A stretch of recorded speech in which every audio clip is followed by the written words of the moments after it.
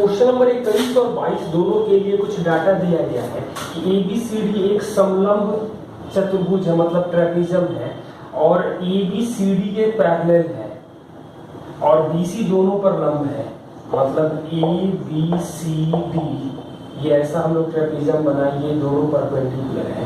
इसके बाद मान लीजिए कि ADB थीटा है, ADB इसका मान हमें थीटा मिल रहा है, ABD अल्फा है, ABD ये अल्फा होगा तो ये 90 माइनस अल्फा हो जाएगा, मतलब इसको भी अल्फा होना पड़ेगा, ये आ जाएगा 180 माइनस अल्फा प्लस थीटा। अब दिया गया है कि BC का मान P है और CD का मान Q है। तो 21 नंबर में दो स्टेटमेंट दिए गए हैं, तो AD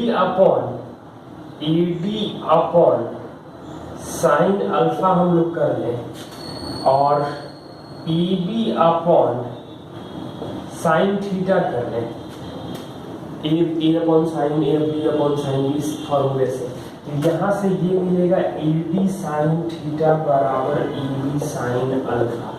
ये यही दिया ही गया है कि सही है कि नहीं है, तो ये सही है। दूसरा दिया गया है तो इसको हम लोग लिख सकते हैं BD upon sine 180 minus alpha plus theta बराबर AB अपॉन साइन थीटा लिख सकते हैं। तो इसका तो value sign theta plus alpha हो जाएगा, मतलब BD साइन थीटा बराबर AB sign theta plus alpha.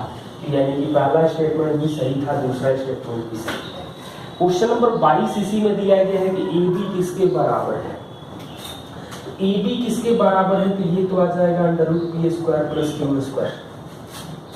इसमें हमें पूछ रहा है कि AB का मान किसके बराबर होगा, तो किसके बराबर होगा, तो AB को हम लोग यहाँ से देख सकते हैं कि BD, तो BD तो हम लोगों ने अभी निकाला है √P² प्लस Q², मतलब √P² plus Q² sine theta, AB का जो वैल्यू आएगा अपॉन ये साइन थीटा प्लस अल्फा आ जाएगा, तो साइन थीटा प्लस अल्फा यहाँ से मिलेगा sine theta cos alpha plus cos theta sine alpha. अब यहाँ से साइन अल्फा का मान जो आएगा वो मिलेगा P/√P² प्लस Q² और कॉस अल्फा का वैल्यू जो मिलेगा यहाँ से भी देख सकते हैं या साइन 90 माइनस भी कर सकते हैं, तो Q/√P² प्लस Q²। तो ये तो रूट ऊपर जाएगा, इस रूट को खत्म करें मतलब हटा देगा, तो P² plus Q² into sine theta upon sine theta की जगह P था, मतलब कॉस अल्फा की जगह Q था, तो Q sine theta plus P cos theta. 23 दिया गया है कि tan थीटा बराबर cos 17 minus sine 17 upon cos 17 plus sine 17, तो इसका मान क्या हो जाता है, तो इसको हम लोग लिख सकते हैं cos से भाग दे दे तो 1 माइनस tan 17/1 प्लस tan 17, तो ये tan 45 हो जाएगा, मतलब tan थीटा बराबर tan 45 माइनस 17, यानी थीटा का मान जो आ जाएगा 28। क्वेश्चन इसमें दिया गया है cos 2b का वैल्यू दिया गया है 3 sin स्क्वायर a और 3 sin 2a का वैल्यू दिया गया है 2 sin 2b और हमें पूछा गया है कि a प्लस 2b का वैल्यू क्या होगा, तो cos अप्लाई करते रहे, तो मतलब ये होगा cos a cos 2b minus sine a sin 2b। अब cos a तो रहने देंगे, cos 2b के जगह हम लोग लिख सकते हैं 3 sin square a minus sine a, sine 2b के जगह लिख सकते हैं 3/2 sin 2a, जिसका वैल्यू हो जाएगा 3 sin square a into cos a, 2 sin a cos a cut जाएगा, मतलब ये तो 0 आ रहा है और cos 0 कब होता है, तो a प्लस 2b को हमें π/2 होना पड़ेगा।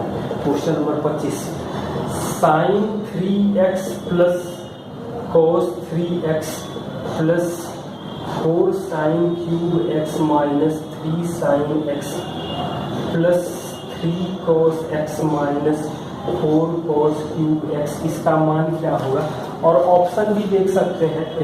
तो एक तो ये है कि ये जो है वो माइनस साइन 3x है और ये जो है वो माइनस cos 3x है, तो ये जोड़ देंगे तो 0 आ जाएगा। दूसरा तरीका है कि x का वैल्यू मतलब कोई भी एंगल पुट कर सकते हैं, 0, 30, 45, 60, 90 कुछ भी हम लोग पुट करके देख सकते हैं। दूसरा है कि y बराबर 2 प्लस cos x पे कोटि का मान किस अंतराल में होगा, तो मतलब ये रेंज पूछ रहा है। तो cos x का मिनिमम होता है -1 और मैक्सिमम होता है +1, यानी कि y का जो रेंज होगा वो 1 से लेकर 3 के बीच में होगा।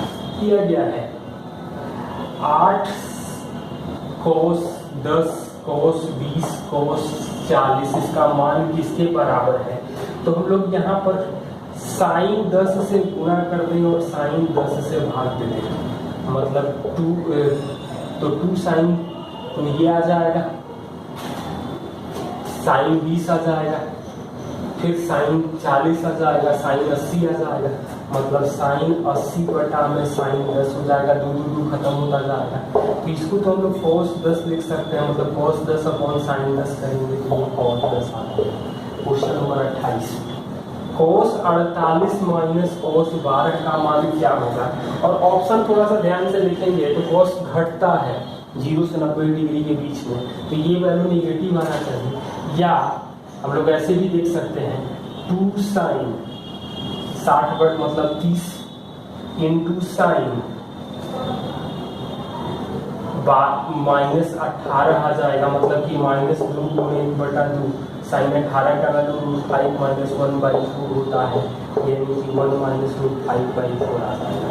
क्वेश्चन नंबर 29 दिया गया है कि ABC एक समकोण त्रिभुज है जहां एक पर 90 डिग्री बन रहा है, A पर 90 बन रहा है और साइन B, ये B है ये C है, तो साइन B हमें मिल रहा है 1/3, मतलब ये 1 होगा 3 होगा तो ये 2 हो जाएगा √8।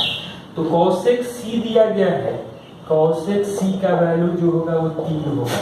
cosec C का मान तो आएगा 3/2√2, यानी ये वाला स्टेटमेंट गलत है, पहला वाला। दूसरा क्या दिया गया है, B cos B बराबर C cos C। यदि त्रिभुज समकोण नहीं है तो समद्विबाहु होना जरूरी है। यहाँ से B के जगह हम लोग साइन के साइन B के साइन C यहाँ पे लिख सकते हैं, के काट दे 2 से गुणा करें, मतलब साइन 2B बराबर साइन 2C। तो क्या मिलेगा, या तो 2B बराबर 2C के होगा या 2B बराबर 180 माइनस 2C, यानी कि B प्लस C आ जाएगा 90। तो या तो समकोण होना चाहिए या BC बराबर होना चाहिए। तो समकोण नहीं होगा तो समद्विबाहु मतलब 2 भुजाएं बराबर होंगी, क्योंकि 2 कोण बराबर हैं। तो दूसरा वाला सही है, पहला वाला गलत है, तो केवल 2 हो जाएगा। नंबर 30 दिया गया है, त्रिभुज ABC में A जो है वो 2B के बराबर है और B जो है C भुजा के बराबर है, तो एक अधिक कोण त्रिभुज का पहला स्टेटमेंट दिया गया है। तो मतलब हम लोग A plus B plus C बराबर 180 लिखते हैं, तो ये तो B और C बराबर होगा, ये B होगा और ये 2B होगा, मतलब B का मान 45 होगा तो A का मान 90 होगा। तो ये तो समकोण त्रिभुज है, अधिक कोण त्रिभुज नहीं है, ये पहला वाला स्टेटमेंट गलत है। दूसरा दिया गया है कि A 40 है B 65 है, तो मतलब 105 आ जाएगा, तो C का मान हमें आ जाएगा 75 डिग्री। ये त्रिभुज बना लें ABC, ये 40 है, ये 65 है, सॉरी ये 65 है, तो ये C 75 हो जाएगा। अब हमसे पूछ रहा है कि A/C, मतलब ये हम लोग लिख सकते हैं A/sin 40 बराबर C अपॉन, मतलब ये A होगा ये C होगा, साइन 75। तो A/C का तो वैल्यू मिलेगा हमें साइन 40 बटा में साइन 75, यानी कि cosec 75 हो जाएगा, साइन 40 इंटू cosec 75। लेकिन ये तो मान आ नहीं रहा है, ये कह रहा है कि cosec 15 होना चाहिए, मतलब ये पहला वाला भी गलत है, दूसरा वाला भी गलत है, मतलब दोनों में से कोई सही नहीं है।